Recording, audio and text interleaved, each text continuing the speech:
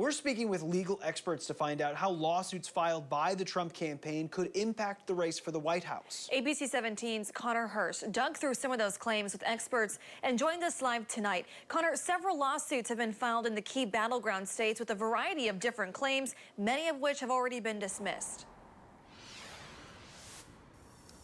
Deb, Lucas, and those claims range from lax vote counting procedures in Nevada to alleging poll watchers weren't given reasonable access to watch those ballots being counted. But experts I spoke with today said these lawsuits probably won't have much of an impact on the results of election without hard evidence.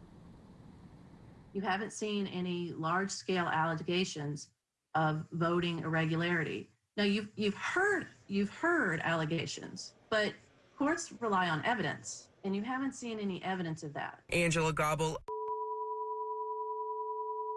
These lawsuits are not about the results of the election, but the procedure in which the votes were cast. If the campaign ends up it can find enough votes that were cast in error, enough votes to meet the margin of victory, then they could have a substantive lawsuit. That would be the only path forward. State laws are pretty clear about what votes are going to be counted, how long the state has to count them.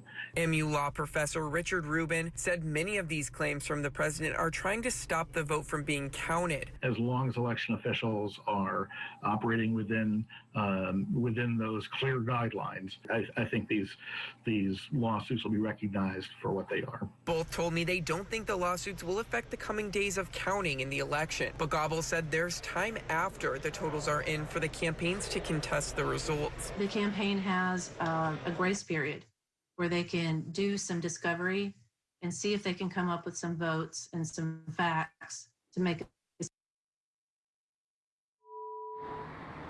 And as for getting the Supreme Court involved, Gobble explained that an election lawsuit cannot be originally filed in the Supreme Court. It will only go there if either side files an appeal in a decision made in a lower court. Reporting live in Columbia, Connor Hirsch, ABC 17 News. Connor, thank you. You can find some more information about some of those specific lawsuits on our website at abc17news.com.